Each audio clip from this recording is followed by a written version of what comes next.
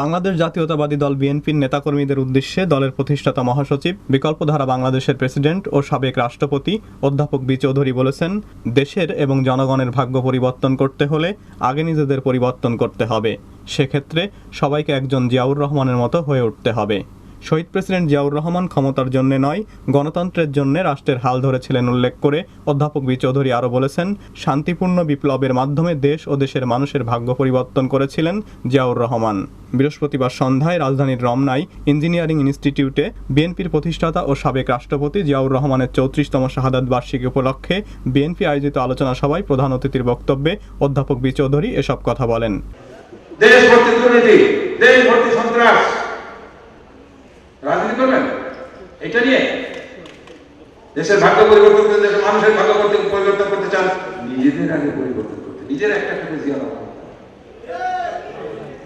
Everybody wanna be each of you must become a Zia Rahman. যদি হতে পারেন তাহলে দেশের মুক্তি, নইলে কোনো মুক্তি নাই। যেদিন আপনার জিয়া রহমান কর্মসূচি শিখতে হবে, এই পৃথিবী থাকলে সেদিন আবার দেখা হবে। থেকে গেলে না থেকে বিকেল 3:40 পবিত্র কোরআন তেলাওয়াত এবং বিশেষ দোয়া ও মোনাজাতের মাধ্যমে এ আলোচনা সভা শুরু হয়। সাবেক প্রধানমন্ত্রী ও বিএনপি চেয়ারপারসন দেশনেত্রী বেগম খালেদা জিয়া বিকেল 4:15টার দিকে আলোচনা সভায় যোগ দেন। তবে তিনি কোনো বক্তব্য দেননি, নির্ধারিত দর্শক সারির আসনে বসে আমন্ত্রিত আলোচকদের বক্তব্য শোনেন। বিএনপির অন্যতম ভাইস চেয়ারম্যান আব্দুল্লাহ আল নোমানের সভাপতিত্বে এ আলোচনা সভায় অন্যান্য আলোচকরা তাদের বক্তব্যে বলেন, আপনি যেই বাংলাদেশ শাসন করছেন, এই বাংলাদেশের জন্য বাংলাদেশের মানুষ স্বাধীনতার যুদ্ধ করে নাই।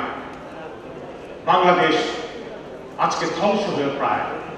আজকে কৃষকরা ধান ফলায় কিন্তু ধানের ন্যায্য মূল্য পায় না।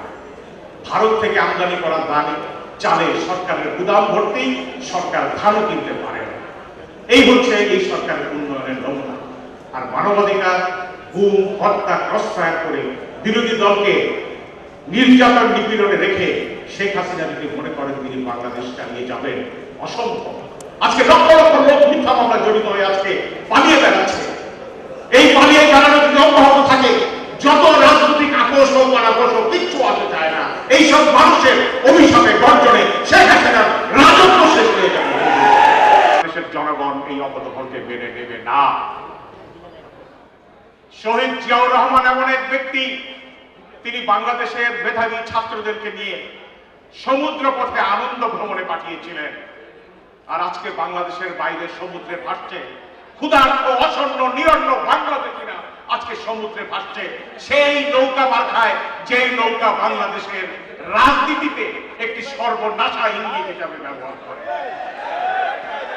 আজকে কোথায় দেশের জিডিপি প্রবৃদ্ধি, বাংলাদেশের উন্নয়ন? বাংলাদেশের ইজ্জত সম্মান ধূলিসাৎ হয়ে গেছে এই স্বৈরাচারী শেখ হাসিনার আমলে। হাজার হাজার বাংলাদেশি সমুদ্রে আজকে পালিয়ে বেড়াচ্ছে, দেশ থেকে অভাবের কারণে তারা চলে যাচ্ছে। আর আমরা বলছি যে দেশে উন্নয়নের সুবাতাস বইছে। আজকে আমাদের লজ্জা হয় না যখন বাংলাদেশিদের গণকবর বিদেশে আবিষ্কৃত হচ্ছে, তখন একটি পরিবারের নিরাপত্তার নামে বাংলাদেশে অভাবনীয় কতগুলো আইন চালু হয়েছে একটি পরিবারের নিরাপত্তার জন্য। আমাকে একজন বলছে শেখ হাসিনা না শেখ হাসিনা, আমরা কেউ এটা কামনা করি না।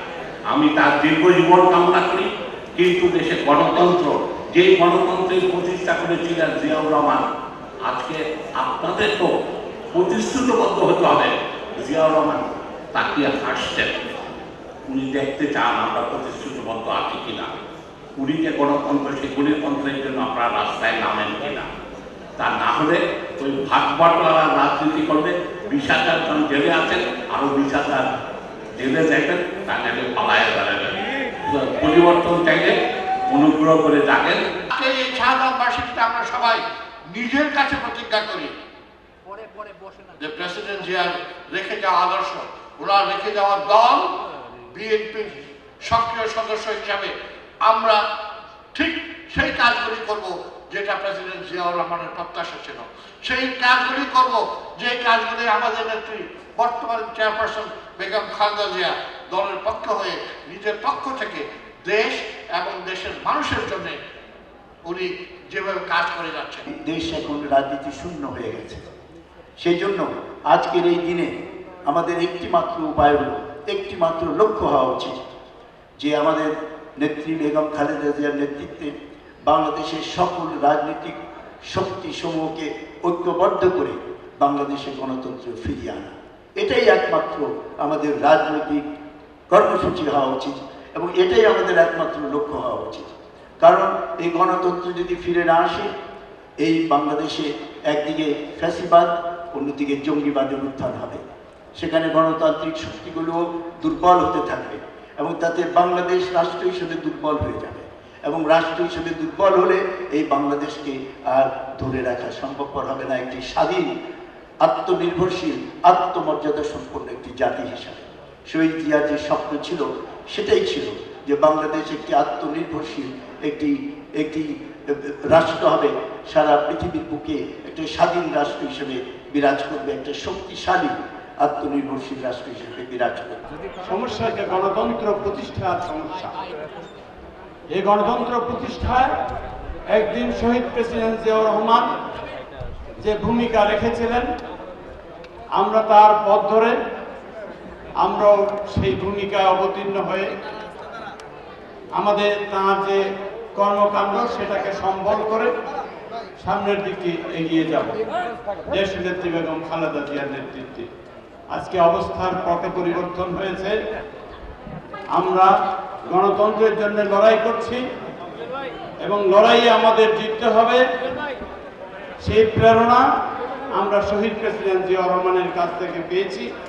এই প্রেরণা আমরা আমাদের নেত্রী বেগম খালেদা জিয়ার কাছ থেকে প্রতিনিয়ত পাচ্ছি। আমরা মনে করি হিটলারের পরাজয় হয়েছে, শেখ হাসিনারও সেই ধরনের পরাজয় হবে।